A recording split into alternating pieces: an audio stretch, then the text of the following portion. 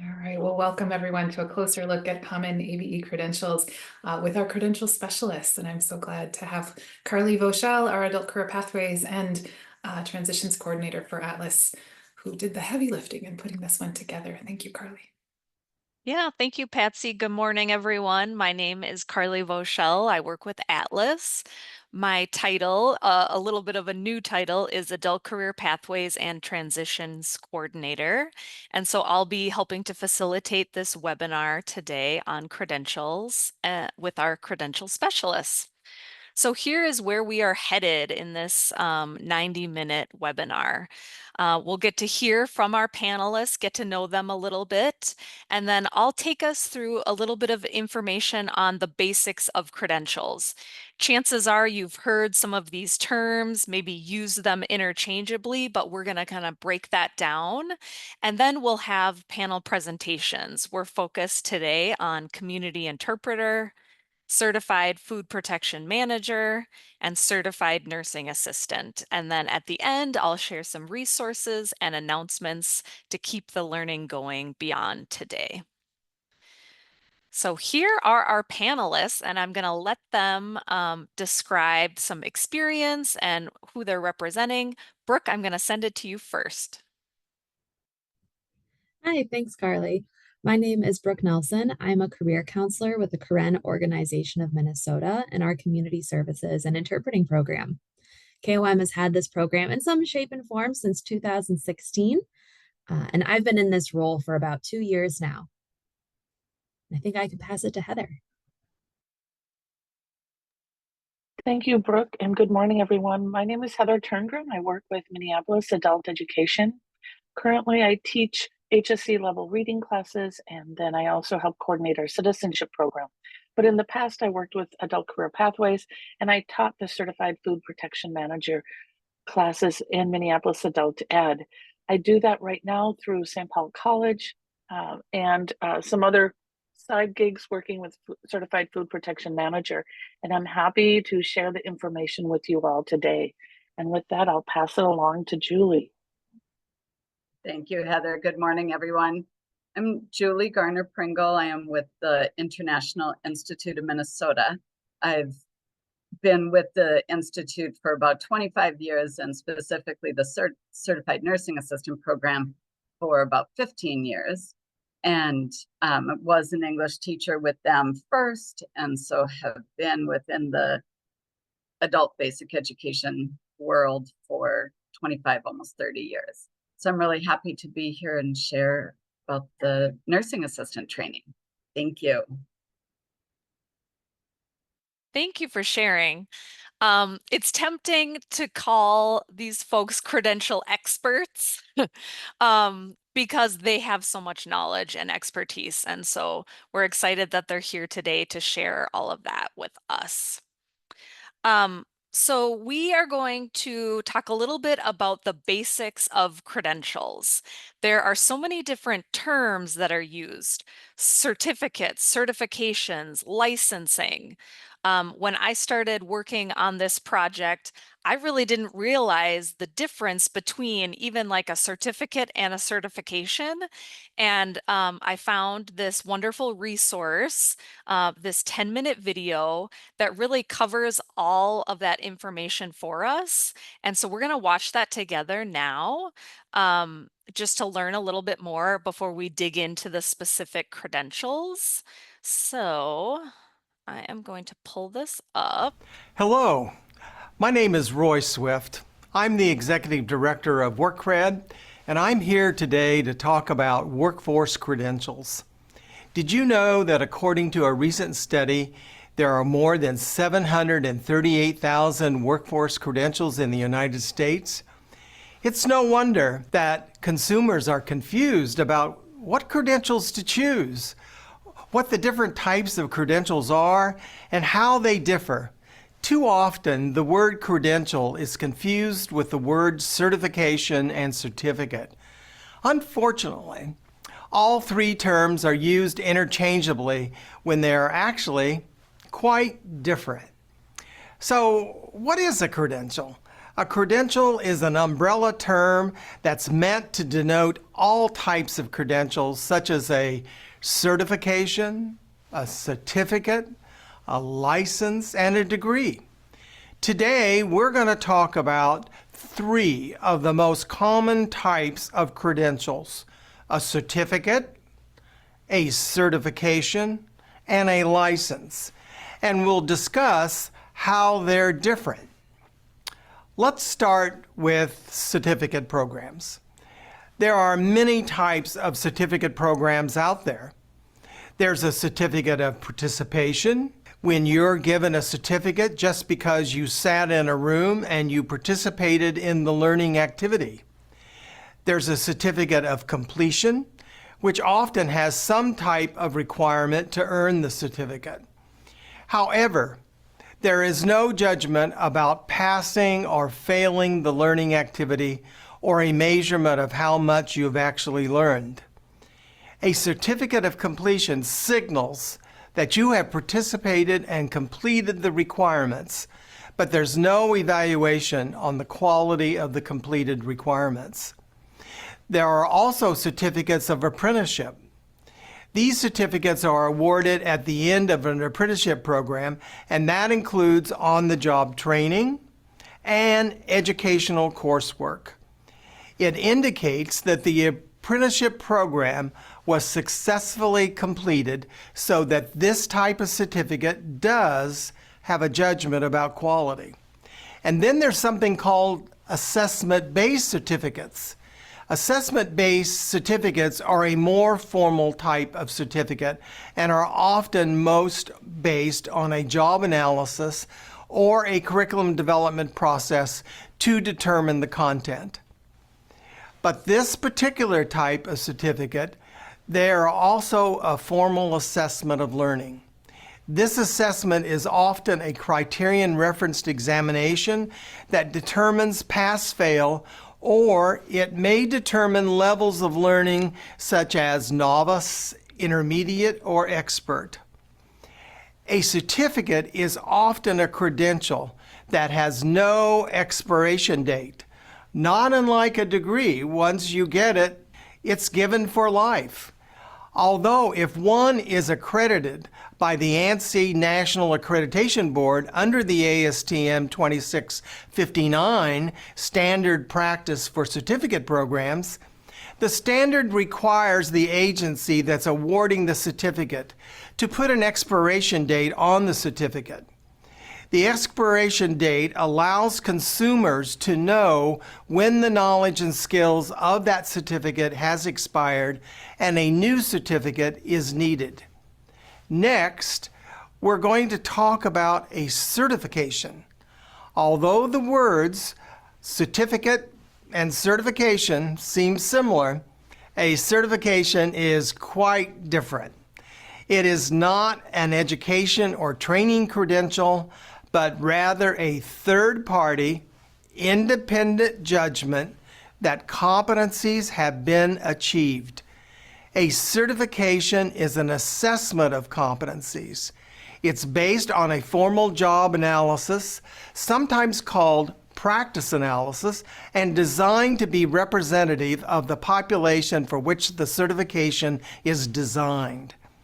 The job analysis dictates the content of the certification examination, as well as the concentration and emphasis of the domains to be tested.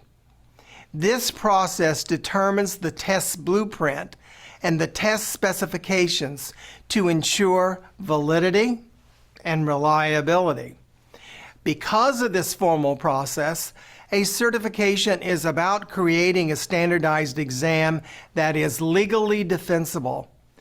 The second component of a certification is the recertification or maintenance process. A certification is time limited, so you have to recertify or maintain it, or you'll lose your certification. A certification must be renewed either through professional continuing education, retaking an examination, or sometimes producing a product. Recertification or maintenance programs vary widely. Sometimes the certified person will have to document that they're currently working in the profession. Some certifications require criminal background checks to determine the individual has not committed any felonies. When health and safety are crucial to the certification, a physical health examination is required to demonstrate you can meet the demands of the competencies. Recertification or maintenance is a signal to consumers that individuals who hold the certification are still competent in the field. And third, unlike a certificate, certifications can be taken away either for unethical behavior or incompetence. Sometimes there is a code of conduct associated with a certification, but not all certifications have one. If there is a code of conduct, individuals sign a document that indicates they understand the code of conduct, and if they violate its terms, they can have their certification revoked. So a certification is about a standardized exam, a recertification or maintenance program to signal continued competence, and the ability to revoke it if there is a violation of the Code of Ethics or through due process procedures that's proven incompetence. The third credential I want to talk about is a license.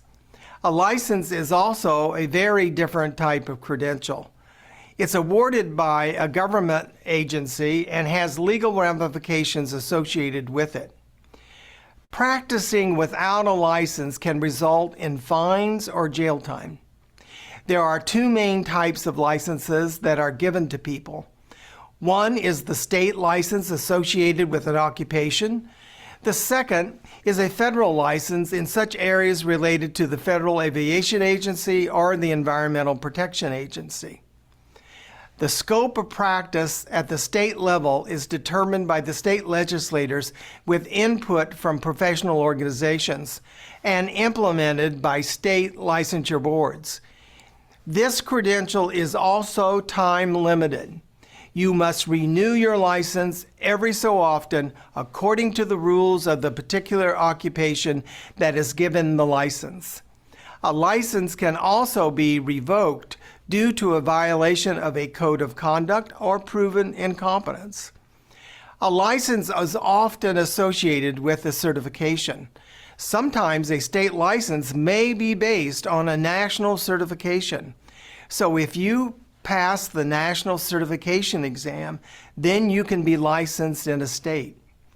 The state processes the administrative paperwork and the individual pays the licensing fees. There's often a background check required to obtain a license. So, three major types of credentials, all very different. A certificate is associated with education and training and learning. A certification is separate from education and training and is a third-party assessment of whether competencies have been achieved. And a license is awarded by a governmental agency and has legal ramifications. They are all different, and none are more important than the others. It depends on a particular situation and the needs of an individual as to which credential should be pursued. I hope I've given you some information today that will be valuable as you look at the more than 738,000 types of credentials that are out there, and that you will be able to understand the difference between certificate, certification, and license. If you need further information, please go to the WorkCred website at www.workcred.org or email us at info@workcred.org.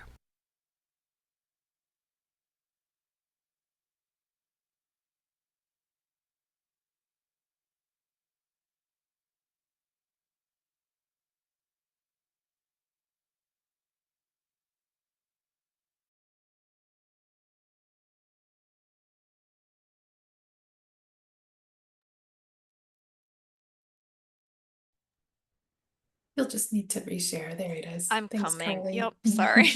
No worries. YouTube, come on now. Usually it That was helpful. If people have questions, feel escape. free to use the There we chat. go. Okay, the escape button. There we go. Okay.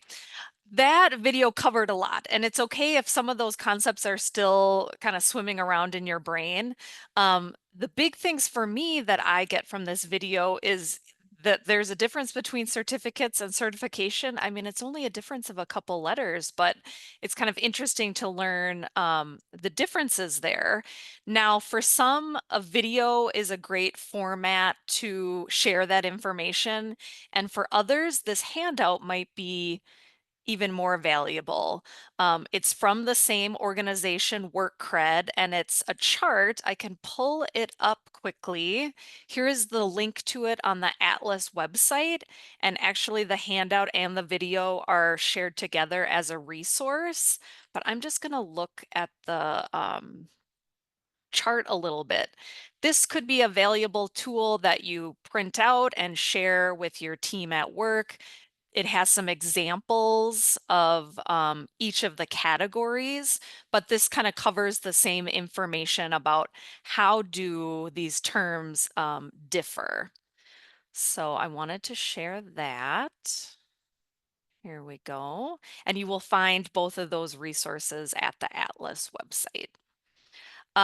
So as a way to kind of pull all this information together, I'm calling it a pop quiz, but it's more like a game, you guys. We're going to need to have the chat open. So go ahead and make sure you have that open.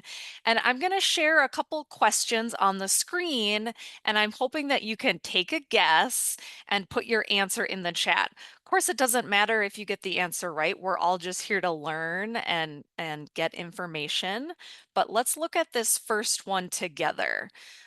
What everyday object can be used to describe how the term credential is defined? And I have multiple choice answers for you to share in the chat.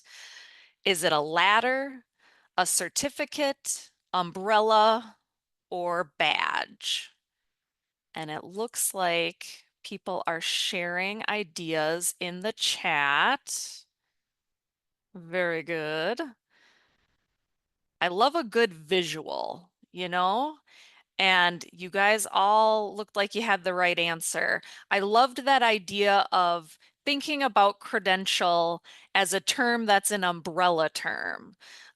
So if you take anything from the 10-minute video that we watched, that would be a great piece of understanding to take. I know I have. Here's our next question. I actually went to Jenny, who works with SID, and tried to dig a little bit deeper on credentials that we're using in our Minnesota ABE system. And so I asked her to send me some data statewide about what credentials are entered into SID. And I'm looking for the one that's the most common credential entered into SID. And there's 219 certifications that are with this credential. And the time period we're looking at is just the last few years. It's from 2021 till now. I do have multiple choice answers for you to choose from. Is it CPR, CNA, home health aid, or paraprofessional? You're just taking a guess here. It didn't cover this in the video. This is Minnesota data that we're looking at. And I'm just going to open the chat box. Yep, I love the question marks. Like, could it be this? I'm not sure. You might be thinking about your own program and what's popular with students. And I will reveal the correct answer here. It is B, CNA, Certified Nursing Assistant. That one is the big winner by far. It has the highest number of credentials entered into SID, CNA. Good guesses though. I tried to make it a little bit tricky because these are all common credentials that are offered in ABE. Next question. So in the video, our guest speaker, Roy, talked about more than 700,000 workforce credentials in the United States. And he was dating that a few years back, right? 2019. I actually did some digging with the organization that he's with, and there's now currently more than 1 million, they're saying, different workforce credentials. What I'm wondering is, in our state, in ABE, as measured by what's in SID, how many different credentials do we have happening in ABE? And we're looking at the same time period, 2021 till now. Are we doing 10 different credentials? Is it more? Is it less? You're just going to take a guess just for fun. Just wondering how many we think. Ooh, we got lots of different guesses. I love people just throwing out a number. Let's see, how many different credentials do we have in Minnesota? We got some that are pretty close, actually. Here is the number, 32. 32 total credentials happening in Minnesota ABE as the data that's in SID. That's where we got that. Let's see. Since 2021, 1,200 credentials have been entered into SID, with some of the top credentials represented on today's webinar. I had mentioned that CNA is kind of they're the leader here. They've got the top numbers, but we're going to talk to a credential specialist representing food protection certificates. There's various different ones. That is one of the highest numbers, and also with community interpreter. So it's not random or a coincidence that we chose these 3 areas to focus on. These really are common, popular, happening all over ABE and Minnesota. So thanks for playing around with that game or that pop quiz. But now we're going to head into the panel part of this presentation. And so I'm going to welcome Brooke to share about community interpreter. Hi, good morning. So I'm Brooke Nelson, career counselor with KOM, the Karen Organization of Minnesota. So I work pretty closely with the community interpreter training as a part of our community services and interpreting program. So let's dive in and learn a little bit more about it. So the community interpreter, like its full name, is the Community Interpreter International 40-hour training. Oftentimes it's abbreviated to just TCI or 40-hour training. And before we even learn more about that specific certificate, it's kind of helpful to get a sense of what is the interpreting landscape of Minnesota. And a core question is, what's the difference between translating and interpreting? Well, translating is always written to written. So taking a written document, translating it into another written form in a different language. And interpreting is always spoken, or it can be written to spoken. That is called sight translation, which is technically a form of interpreting. And that's relevant to the certificate because they are related skills but separate, and the community interpreter certificate does not cover translation. That is not touched on at all. Another important thing to know when it comes to interpreting in Minnesota is technically you don't need any type of certificate or certification to work as an interpreter. We can all have thoughts on as to whether or not that is a good thing, but that is the current status in Minnesota. So what is the community interpreter certificate? If it's not required, why should people earn it? Well, it is a certificate that covers interpreter ethics, skills, terminology, and positioning. So it covers a lot of the essentials that you need to work as an interpreter. So whenever you're posed with an ethical dilemma, like a patient has asked me, before we even went into the doctor's room, if the procedure they're having today is done with local or general anesthetic. As the interpreter, should I answer that question? Even if I've interpreted encounters like that a million times and I know that it's local. That's what the interpreter training provides, is answers to these questions, or at least guidance to how we want to answer these questions. So as a part of that, they'll learn the 9 Code of Ethics, the 32 Standards of Practice. They'll learn important skills like how to sight translate, what are the stages and steps of an interpreting encounter, how do I say no to requests, that is the 3 steps say no model. So you learn a lot of important skills there. We learn a key terminology like working languages, target language, source language. We learn about Title VI of the 1964 Civil Rights Act.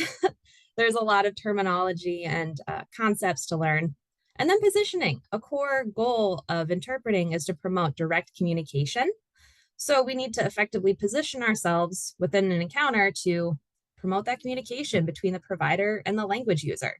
So there's a lot of content covered. And unfortunately, it's in the name, it's only 40 hours long. So that is 40 hours of very intense, like rapid fire learning and content. And once that 40-hour training is completed, students take a written test. Because as we found out in that video, certificates can be, participation, completion, or assessment. Well, this is an assessment-based certificate. So they'll undergo that 40 hours of training and then take competency assessment at the very end. As a part of completing the community interpreter, participants are qualified to interpret in community, education, and medical contexts. Now, there are different types of certificates out there, like Bridging the Gap. That is another type of 40-hour certificate, but that is just medical. The idea is that it's bridging that gap between like CNAs and nurses becoming interpreters. The community interpreter, though, allows for people to interpret in these three major fields and all of its minor subfields like refugee resettlement interpreting, faith-based interpreting, mental health interpreting. It includes a broad array of fields. Another great thing about the certificate is it is nationally recognized. So even if they are practicing currently in Minnesota and they want to move to a different state, this is a credential that will follow them for life and never expires. One of the catches, though, when it comes to starting this kind of program at your institution is the trainer. They have to be certified by the Community Interpreter International, and they have their own set of specific guidelines and requirements for trainers. So like trainers have to have, of course, a high school diploma. On top of that, a bachelor's degree. They need to have teaching experience, interpreting experience, and there are a few other requirements beyond that, but those are the essential ones. And of course, they must take the Training the Trainer training from the Community Interpreter International. All right. So as for the test itself, to earn the 40-hour certificate, students have to attend at least 36 of the 40 hours of training. So even if they attend 35 hours, they cannot earn the certificate unless they make up those hours. For the test, even though, as we already covered, interpreting is spoken, the final test that they have to take is written. So the written test is primarily memorization based. Students will need to memorize the different steps and stages to an interpreting encounter, the steps to site translation. They have to memorize all 9 of the Code of Ethics. They have to memorize a few of the standards of practice. Thankfully, not all 32 of them, but a good handful they need to be able to recite from memory. But then there's also a lot of ethics scenario type questions. So I gave one earlier. You're in a waiting room waiting for a patient's appointment, and the patient realizes you're the interpreter, comes up to you and asks, hey, the procedure I'm having today, is that done with local or general anesthetic? Well, in that case, if that were on your test, you would have to write what you would do as the interpreter. You might have to add in what code of ethics you would need to abide by, how that would influence your decision. So the test, even though the memorization part can be tricky, the ethics scenario is a really good practice for students to put into writing what their steps are and really work through that thought process. And to earn the certificate, we need the 36 hours and we need a 75% on the test to pass. So we kind of covered the different levels of training you can get as an interpreter. Technically in Minnesota, you don't have to have any. Next step though could be to do a 40-hour training like this and get a nice little pay bump. A step beyond that is to get certification. So I'm so happy that we watched that video about certificate and certification, because that is actually something that is covered in the 40-hour training, because that is an important distinction when it comes to interpreting. Certificate means that you have completed a training and you did an assessment at the end. Certification is where you further specialize in interpreting, and that's where you have to take a test provided by a third-party governing organization. So in Minnesota, a lot of medical interpreters choose to pursue CHI certification for medical interpreting, or maybe they decide to go into the Minnesota Court Interpreter program to become a certified court interpreter. But those are totally optional and usually include their own expenses. And we'll go on. There we go. So who is this training good for? Well, the TCI website has some eligibility requirements. Interpreters must be at least 18 years old. They have to have a high school diploma or the equivalent from anywhere in the world. So that could be high school diploma, adult diploma, GED, anywhere in the world. And they don't necessarily need to provide proof of it. Some of our clients worry because they have refugee or immigrant backgrounds that they weren't able to take their high school diploma with them, or maybe it was lost. That's not a problem. Usually you just have to sign like an attestation swearing that you do have one and then provide information about it. Where did you get it? When? That kind of thing. And of course, to be an interpreter, you have to be at least bilingual, fluent in 2 languages.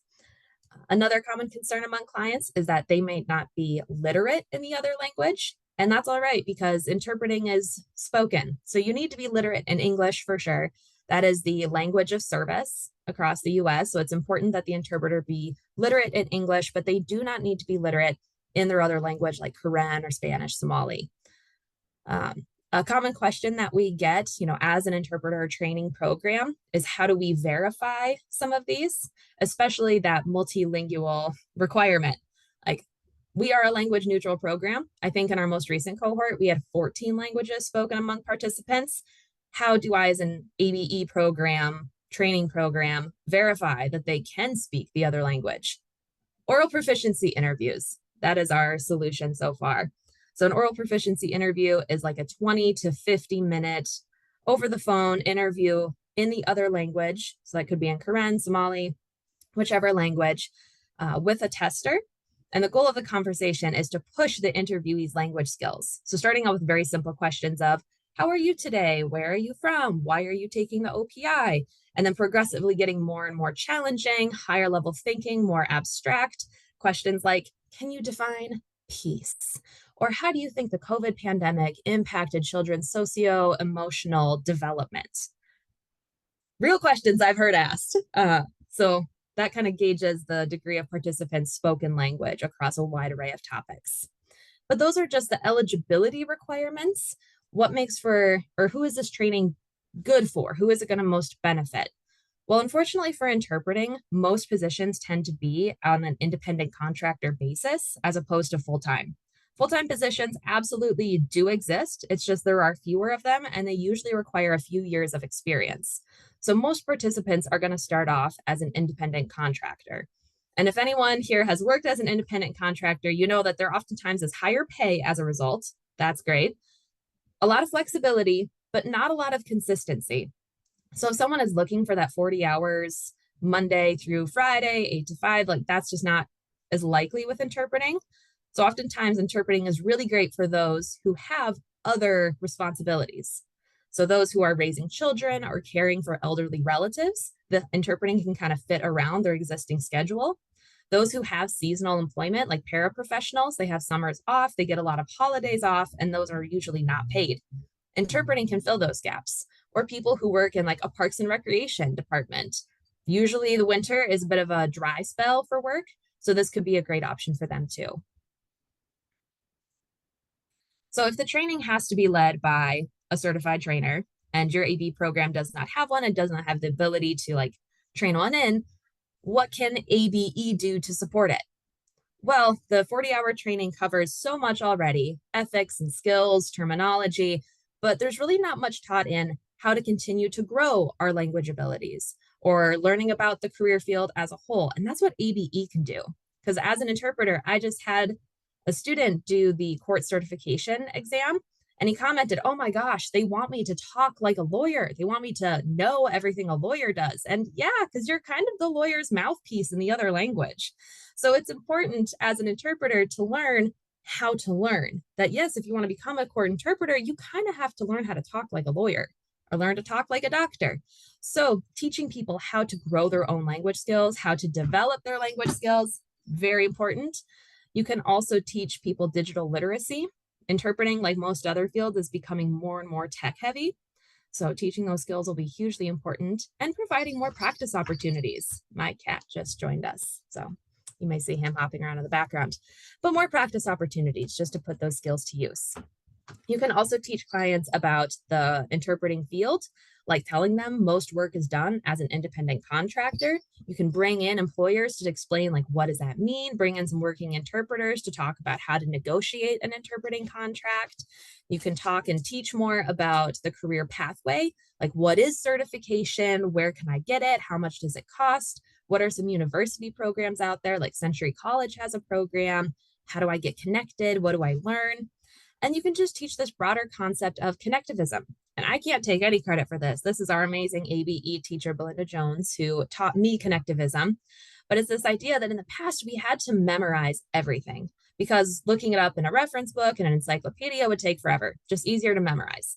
But now today, we have so many resources at the touch of our fingers that we really don't need to memorize every single thing, but instead learn how to curate and collect resources. So as a part of our program, we learn how to collect and find glossaries and articles. How can I build my medical language? We learn how all of us are just these little nodules of knowledge, and we want to create as many connections to glossaries and articles and to other people to continue to learn and lean on each other for education and support.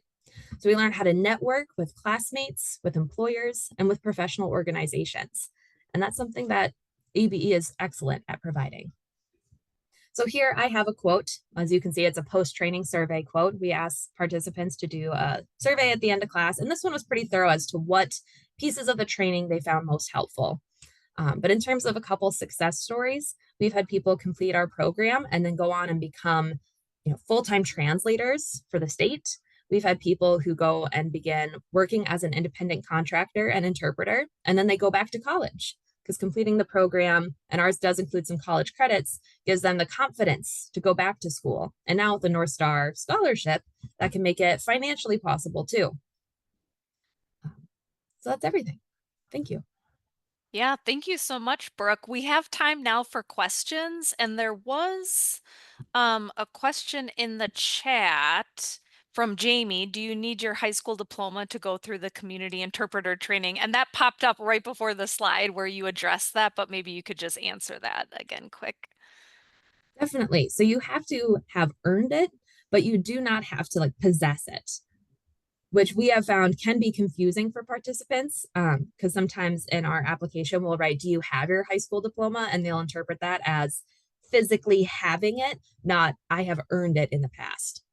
So if that makes any sense, you have to have earned it, but you do not need to physically possess the paper copy of it. There's another question in the chat from Heather. What NRS level is best to pass the test? Maybe start with that and we can move to the next question. Yeah, so just to clarify, for the NRS level, is that like the ABE level that students take on the Yes, CASA? yep, yeah. Okay, I think we usually shoot for about like the 6th grade level. I think that's an AB 3 or 4. Perfect. Yeah, no, that's helpful. There's a couple other questions too. What agency determines the pass-fail of the test? That's a good question. So that would be the trainer. They are given materials from TCI. And so they're the ones who determines pass or fail. Okay, gotcha. And then how long does it take to find out results of the test? However long it takes for the poor trainer to grade them all. So in our case, it's usually a few days, but we have cohorts of about 15 to 25 students, depending. So fewer students, faster results. Sure, yeah. We have a few more minutes here. We've got 2 more minutes. So if anybody wants to share a question in the chat or unmute and ask a question. Go ahead, Heather. Thanks for all the great information, Brooke. I learned so much more about the community interpreter training. I have used community interpreters in the past for some other work that I've done. Mm-hmm. So it's not all medical, but in food service, the city of Minneapolis will hire out interpreters. And I'm just wondering, the interpreters that I request, I don't know who they are, they just arrive, but I've noticed they don't arrive on time.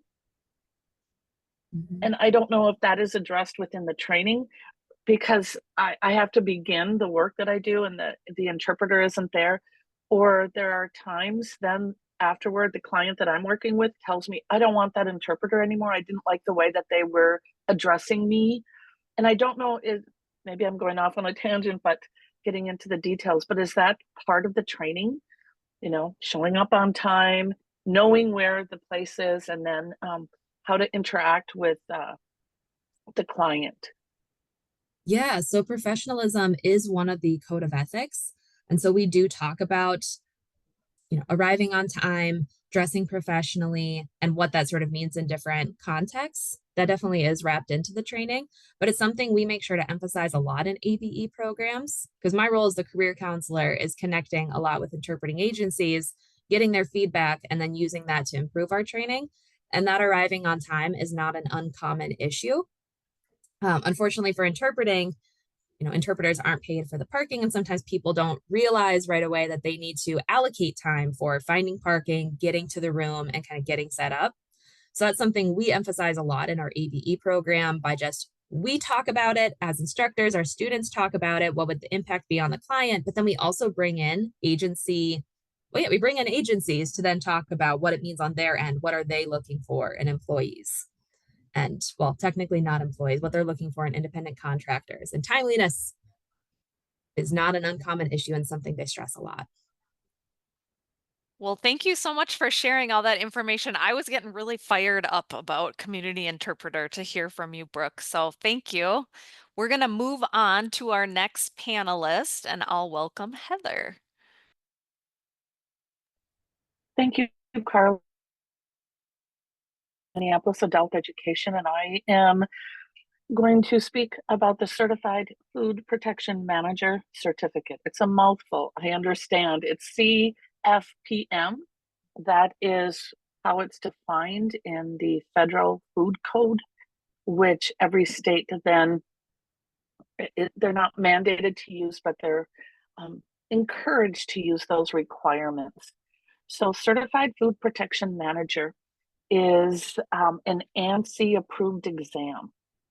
So if you remember back to the video that Carly showed, that was from workcred.org, which is affiliated with ANSI, which is the American National Standards Institute, and they approve different credentials according to standards. So ANSI is what the Minnesota Department of Health uses to approve those third-party credentialing exam companies to use their exams that meet those standards in order to earn the CFPM. The CFPM is distributed by the Minnesota Department of Health. ServSafe is one of those third-party credentialing exam companies. It is the most widely known. However, it is not the name of the credential. It's the name of the certificate. So I'm really glad that that video helped to explain the differences. There are right now 10 ANSI approved third-party credentialing exam companies that can be used in the state of Minnesota. ServSafe is a brand name. It's the name of the company. So when people say ServSafe, they're talking about the company that is owned by the National Restaurant Association. Elizabeth, ServSafe Food Manager, it's not equivalent to CFPM. It is the certificate that you need to submit to the Department of Health to get the CFPM. But you have 10 different options.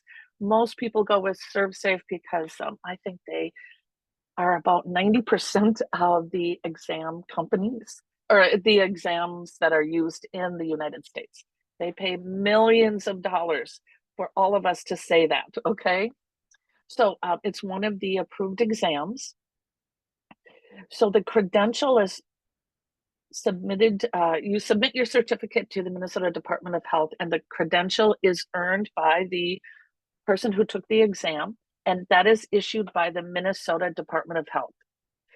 You have to prove that you passed one of the exams, and it's a 70% passing rate, and then you submit it to the Department of Health, and you receive a certificate. I just went through this, redid this whole process last month, and I now have my certificate. That is the CFPM. It is not ServSafe, it's CFPM from the state of Minnesota, and it's valid now for 3 years. I can renew that credential every 3 years by taking continuing education classes. Just 4 hours. I don't need to take an exam if I do it before it expires, which is why I have those good time management skills, and I did it last month because it's going to expire next week, but now it won't. I've got it for another 3 years. So that's the credential that comes from the Minnesota Department of Health.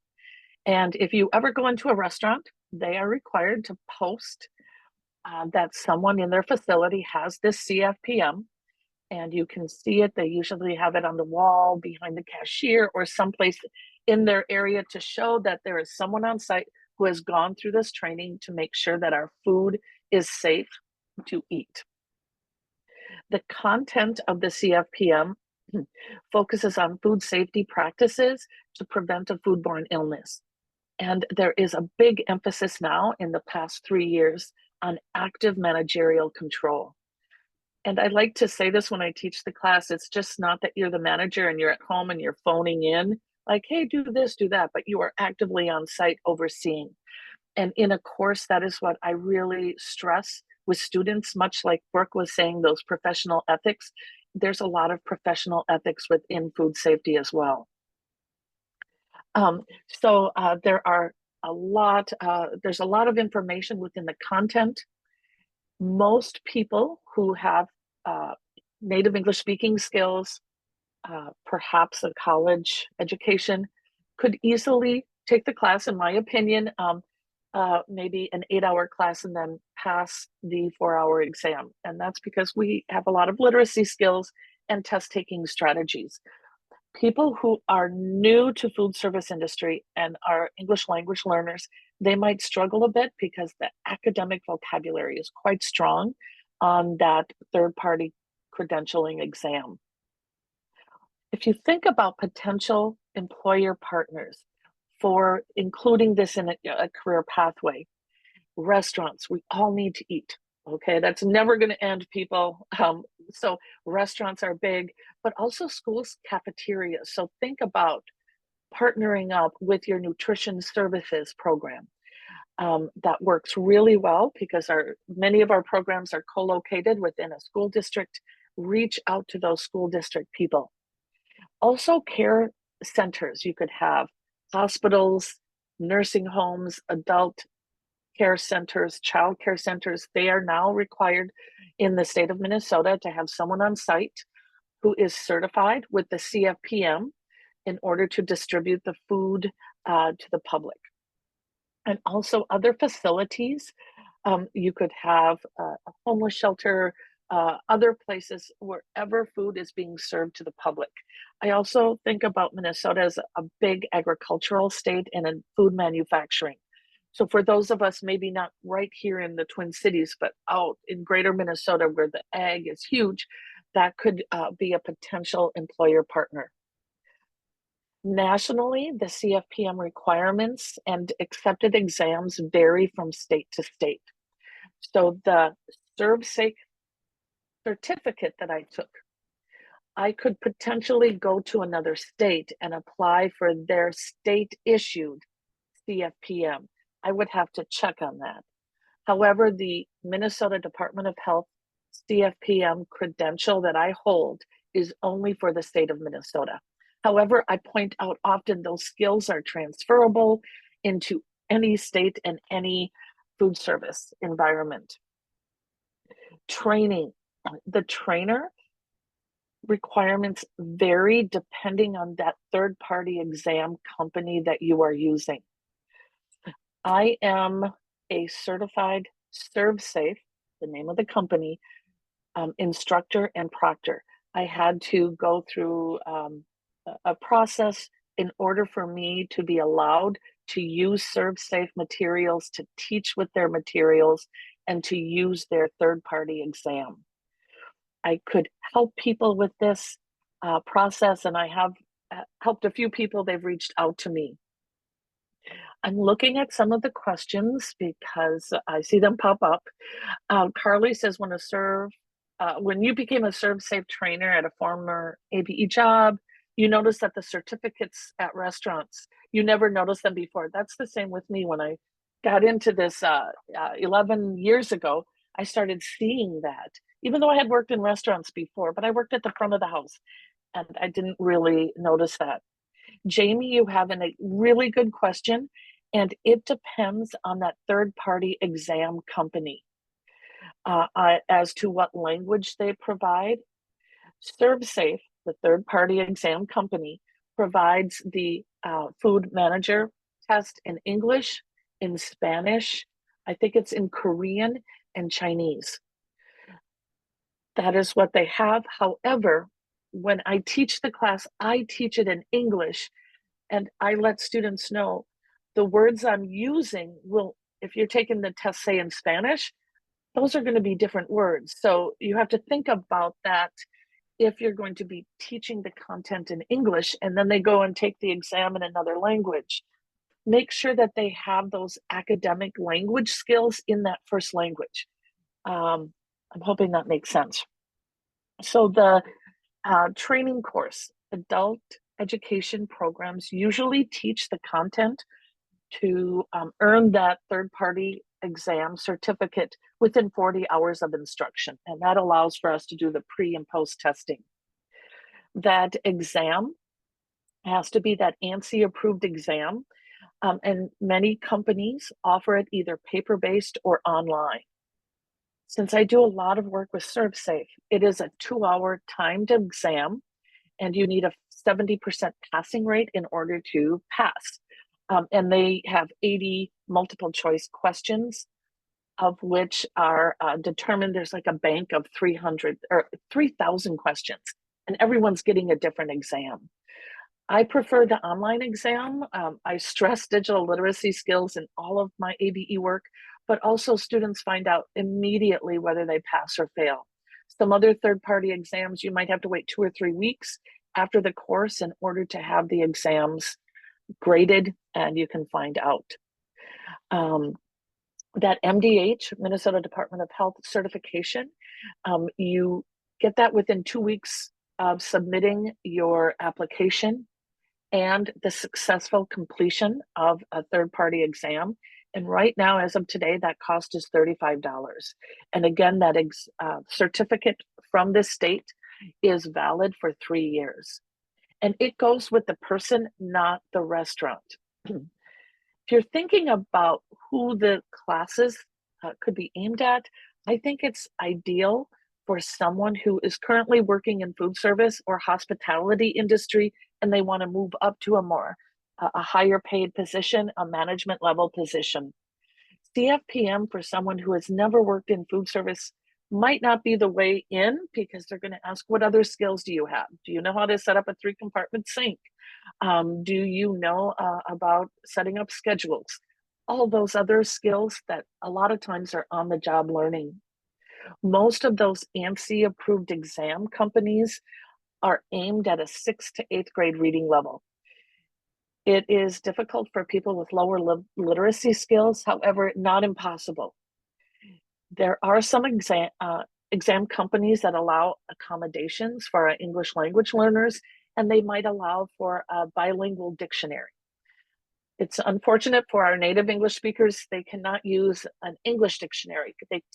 Most companies only allow that bilingual. I also think that the food service industry or hospitality industry is suitable for many ELs. It's a way to get into a job with lower speaking skills, but to get those managerial skills, they're going to need higher level English. Also, I think so many of our career pathways require background checks, whereas within the food service industry, usually they do not. So people who are formerly incarcerated or might have felonies, they are able to get into food service because there's not the real intense look at backgrounds. Also, I think about the entrepreneurial aspect of so many of our students. They want to open their own restaurant or food truck. A food truck needs to have someone with a CFPM. Every restaurant needs to have someone with a CFPM. So think about that as an entrepreneurial aspect. I've got a lot of student success stories. These are some pictures pre-pandemic, I have to say. It has been really difficult throughout the pandemic because many of those third-party exam companies do not allow you to use any of their trademark material in an online class, only face-to-face. But when I had face-to-face classes in Minneapolis, a student was immediately given a 3-hour raise because he earned his CFPM. He's still working at a very fine restaurant in my neighborhood. I see him, he's thrilled. Another student earned the CFPM requirement because she has a child care center. So she needs to have that because she's serving food. And another student successfully passed the CFPM, and his next step was to plan to open up a food truck. So you can see there are many different possibilities, and all of these students were very thrilled to earn the ServSafe certificate, and their next steps was then to apply for the credential. I think I'm going to pause here. You can see this is what you're looking for in a restaurant. It's issued through the Minnesota Department of Health. It says food manager certificate. Now it says certified food manager certificate. It's a wonderful way for people to get into food industry. I'll pause for any questions or comments. Yeah, if anybody wants to share a question in the chat, or you can unmute and ask a question, now is the time. Thank you for sharing all that information, Heather. I think a lot of us are realizing it's not just ServSafe. I've But been go saying ahead. that for a Yeah. decade, okay? Okay. I get on my soapbox. That's the name of the company. They want you to use that word. However, it's the CFPM. That's what's in the food code. That's what the health inspectors are looking for when they go into a restaurant. Go ahead, Jamie. Hi, we don't have ServSafe certification yet for our ABE programs, but like, does that mean that one of us from our program, an instructor, needs to be certified first before we can go and help students get their certification? Is that true? Well, I think it depends on what exam company you use. Okay. So if you decide I'm going to use Prometric, then you're going to go to that AMC third-party exam company and find out, what do I need to do if I'm going to teach your materials? Mm-hmm.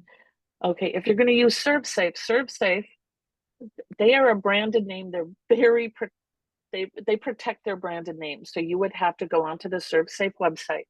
Mm-hmm. You have to first earn your ServSafe food manager certificate, apply for this state certificate, and then go through their trainer. It's all online training and such. Now, I will say I also have to go through all of that training so that I can submit information to the Minnesota Department of Health for my renewal classes. So I offer a renewal class that's 5 hours, and I have to be listed and licensed within the state of Minnesota Department of Health in order for me to offer that. I'm hoping I helped explain that, but it really depends on what company you're going to use. And then you'll have to check with that company, what do I need in order to use your materials? Okay. Thank you. Yeah, I'm hoping that helped and is useful. Thank you.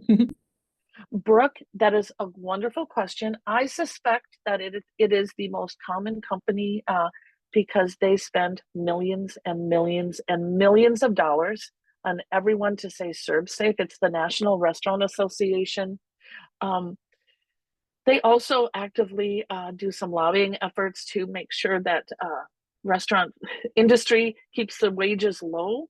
That could be part of it, but people always ask for ServSafe, and I'm here to spread the word. You can use other companies. Some of the companies might have lower, less academic language in their exam. So I'm hoping it's the millions of dollars spent for all of us to use that word. And with that, if anyone has other questions, you can always reach out to me. But I want to learn more about CNA. It looks like there's another comment from Elizabeth in the chat. Oh, that's really good, Elizabeth. Generic food handler. Food handler is a certificate that you can earn from ServSafe. Other companies do not have that certificate. It is not issued by the state of Minnesota. It is not an industry recognized credential in most areas, except in the state of California, they require it. It says food handler and food manager courses in Edmonton. I don't know what they have there. I'd like to check it out. But food handler comes from ServSafe, and you have to take their online exam to earn that certificate. And it is like a stepping stone for students to, it could be considered like an on-ramp and then go up to the bridge programming of CFPM. Yeah, So that's great, what I was going to thanks. say. I'm not familiar with that, but I would think that maybe it's just like introducing some of that vocabulary. And Yeah. there's a lot of that. And as a former ServSafe instructor and proctor, I can say that once you learn all this information and you start saying it to your family and friends, like, has this been time and temperature controlled? And, like, is there any physical contaminants in this food and stuff? You'll start to use it because food is everywhere and it's at, every gathering. And Oh, yeah, exactly. And you want to make sure people aren't touching it with their bare hands. So, yes, it really makes you think a lot. so thank Thank you. you, Heather. We will move on and hear from our final credential specialist, Julie, with certified nursing. Thank you, Heather. Thank you, Carly. Yes, my name is Julie. I am the program manager of the Nursing Assistant Training Program at the International Institute of Minnesota. Realize that really number one basic, I should actually start with certified nursing assistant registered, so CNA, NAR, exactly the same thing. I do think that certified nursing assistant CNA is sort of more commonly known, but Minnesota Department of Health, who oversees all of the programs and the certification process, uses NAR, nursing assistant registered. It's kind of my go-to. So excuse me if I say so. CNA, certified nursing assistant registered, NAR, all exactly the same thing. I like to, a big part of my job is, so I ended up kind of focusing this on here too, is making sure that people coming into our training really know what this job looks like, because don't want to waste their time, don't want to waste a spot in our program before knowing what that job is going to look like. So why do a training, right, before knowing what that job looks like? Think that there are so many just number one, just like both other careers, I think really talked about the ethics. And so just kind of basics, again, real basic, but just the desire to help people and want that to be a big part of their job and their career. Also really wanting to make sure that people know that this job of a nursing assistant is taking care of people and taking care of their bodies. And so needing to be really comfortable with bodily functions and bodily systems, and understanding how to care for that. ADLs, activities of daily living. So we're really, of course, it's just hands-on, taking care of people and helping them make sure that they are able to have all of their activities of daily living happening in a safe and dignified. So I talk about sort of how this job can be difficult, or it has some of these requirements, but of course it is also just a really rewarding, satisfying job. And career-wise, the whole thing, I jumped to career opportunities here, that we all know in the healthcare industry that nursing assistant job might be an entry-level job, but there are really so many levels going on throughout this pathway, that it's just really, really great opportunity that is not going anywhere, right? We know, like Heather said about restaurants, and same with healthcare, it's not going anywhere. Right now, we can be working in so many different facilities. I mean, nursing homes, assisted livings, hospitals, group homes. Like Brooke said, some of these positions do not require the certification. But of course, we think it's better for all involved, the people receiving the care, the people giving the care. It's just, of course, there's so many benefits to having the training and having the certification. Average wage right now in Minnesota, oops, sorry, just real fast comment there. I know I'm jumping around. Average rate now for a certified nursing assistant is $20 an hour.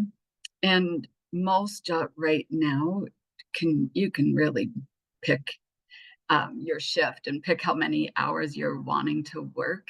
We are finding from my workplace in particular, International Institute, that about 30 hours a week is the norm. So that works out to be about a $32,000 annual salary.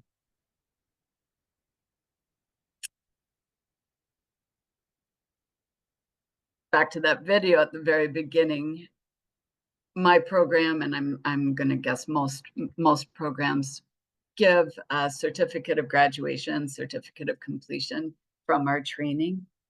But also we are preparing at the end, they will go and take the state certification exam. And I didn't make a note of this on one of my slides, but I should add that Minnesota Department of Health approves training sites. Their minimum required hours is 75 hours. And how that breaks out with, like, some is content and preparing for the knowledge test, the curriculum, some portion is skills, but minimum total is 75 hours. Most ABE sites are, of course, going to be much bigger than that, much more hours than that. Ours is either 150 hours or 300 hours, depending on where someone's English language level is they're starting off with. So the testing is managed by Minnesota Department of Health contracts with testing company called Headmaster. They come in and provide the test, the state certification exam. There's two portions to that. There's the knowledge portion, which is on the computer with a 2-hour limit and 70 questions. And then the skills portion is 30 minutes, and those skills are performed on an actor or on a mannequin. The skills portion is a pass-fail, and the knowledge portion, you do get a percentage, and 77% is the passing. Once we pass the test, once somebody passes the state certification exam, we're immediately put on to the Minnesota Department of Health Nursing Assistant Registry. To keep your certification active, it does expire every 2 years. And in order to renew that, it is a form, submitting a form, really pretty simple and straightforward if you've been working as a nursing assistant. So most people, they're going to need to provide some proof from their workplace. We encourage people to get that right away at your first job. You might not necessarily need to reapply for that recertification for another 18 months, but so much easier to get it right while you're working there. If you don't work at all as a nursing assistant, then it just expires and have to start again. In the state of Minnesota, people are allowed to, you can just go and take the state certification exam without having taken a training. So that is an option either first or when somebody is recertifying. There are 4 ABE sites that provide the full complete nursing assistant CNA training. And those sites, I think, ensure that their graduates are registered for the state certification exam and probably support with some employment afterwards, trying to just overcome any of those barriers. And sometimes just registering for the test is more difficult than the test itself after some really good quality training. There are many other ABE sites that also some either preparation classes or pre-CNA classes, and then they can go and just attend. I think that they are prepared to go directly to either any of those 4 sites, or a lot of community colleges also offer the training. Red Cross offers the training. We think for success, probably want an intermediate to advanced English level. We use the TABE M reading, but mostly 4th, 5th grade level. Sorry, a lot of community colleges and also some high schools also provide the training. MDH website, Minnesota Department of Health Nursing Assistant Registry website. There's a tab that just has a complete list of all of the trainings throughout the state that are approved by them. And I think that, just jumping right into a success story, like all of these are leading to jobs and careers, and the training helped her get a job. As probably all of the ABE sites that offer nursing assistant, those trainings are free. That's not the case for community colleges, of course. Yes, thank you. They are a very happy group, as they all are. So this particular student went on to work at Children's Hospital, but again, like I said, nursing assistant positions are really in many, many different scenarios and facilities, nursing homes, hospitals. But again, some of those different levels of care, some will require the nursing assistant certification and some will not. I'm sure that all workplaces do a pretty good job at making sure there's some on-site training. I think that is all I have, so I'm just going to quick read if this is, not nursing assistant specific. Okay.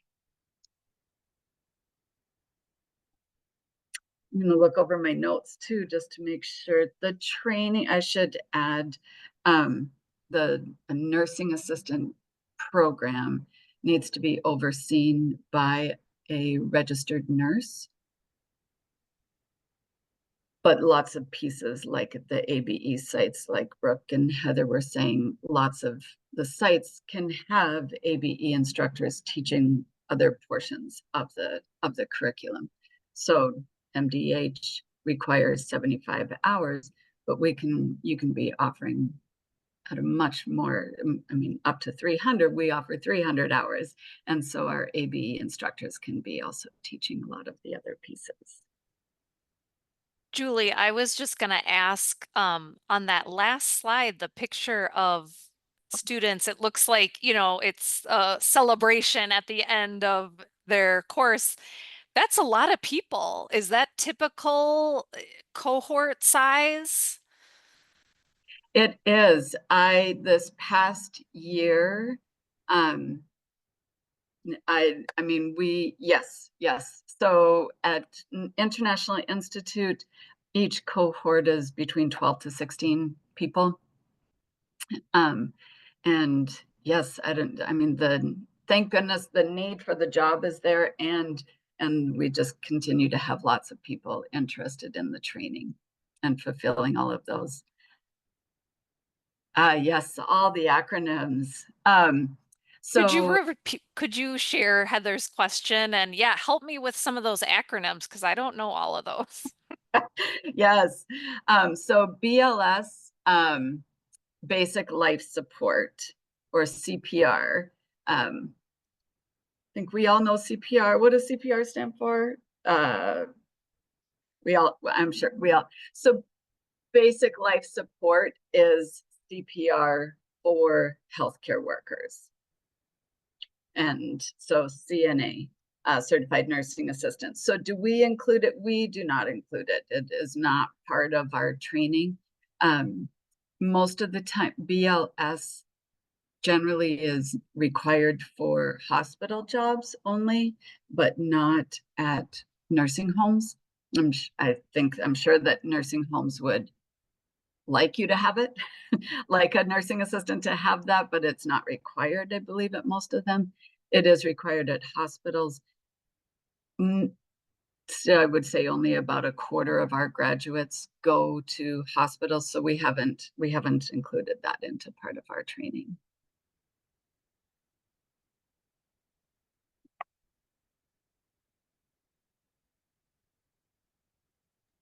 We'll pause just for additional questions about CNA.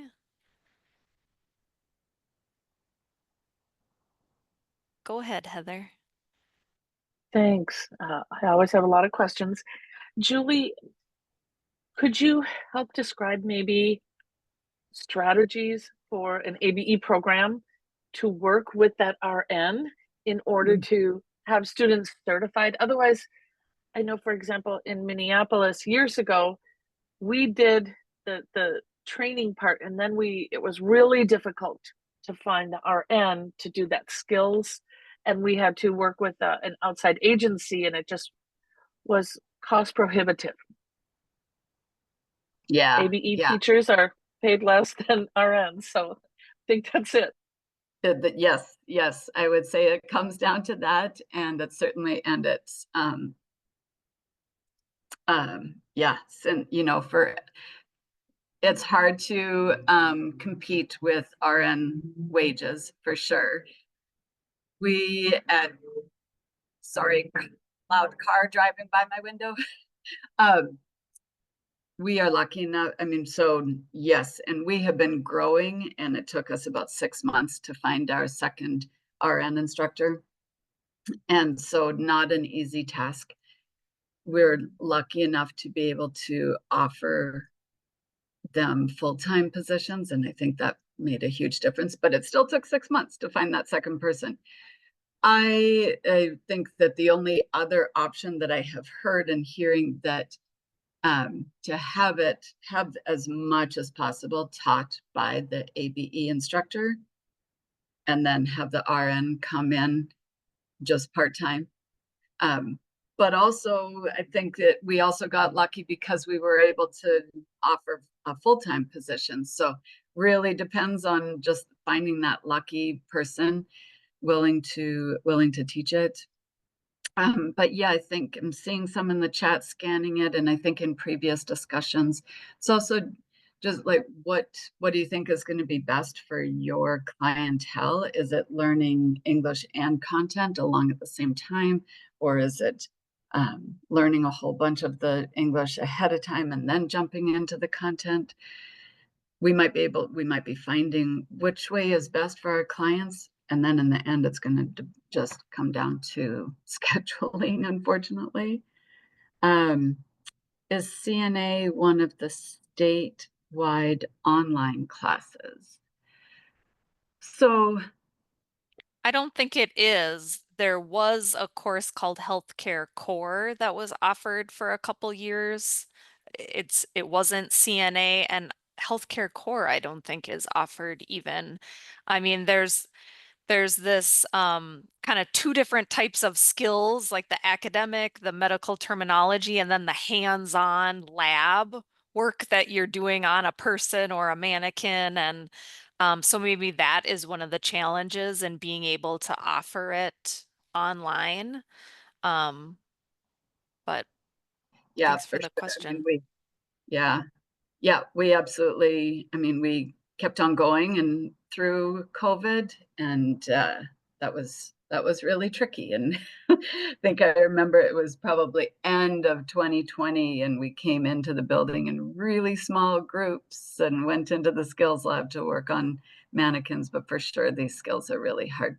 But also, again, I mean, people are allowed to just go and take the state certification exam. So it's not required to do those hands-on skills. Yeah, thank you, Elizabeth, for the comment. Yeah, in Burnsville, there has been a partnership between the ABE program and DCTC, Dakota County Technical College. An ABE teacher teaches content for the written test, and the DCTC instructor teaches the skills portion. That was Elizabeth's comment in the chat. The same type of situation I know happens at Harmony Learning Center in Maplewood with a college instructor, and then also Mounds View Education ABE with a college instructor. And it's that kind of like integrated, blended, lab and academic and ABE support all together that has been beneficial for students. Well, thank you for sharing all of that about CNA, and thank you for your questions, everyone. As we kind of wrap up today, I wanted to make sure that you have all of these great resources. We have lots of information about credentials on the Atlas ABE website. Including the video and the handout that we looked at earlier. It's in the same resource on the Atlas website. I have the direct link here. You'll all receive a copy of the slides. And then all this information that we got from our credential specialist is available on the Atlas website. So I'm going to click here on these information pages. So, each of our credential specialists today had 5 or 6 slides to share. There's even more information about different curriculum links or website information about the testing. And so I'm just going to pull up one of these credential information pages and open it up just to show you how it's organized. So all of these resources, a description of, what the course looks like, what the credential involves is here on the Atlas website. And these tend to be 3, 4, 5 pages with information. And at the very end, you've got contact information for the credential specialist. These folks are an Atlas consultant.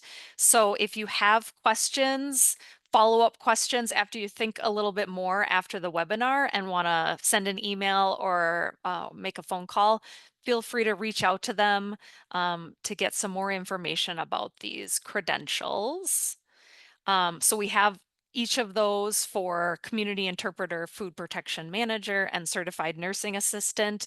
And each of them wrote a great article for MNABE Connect. And I have all of those links here. I'll just pull up one of them to show you.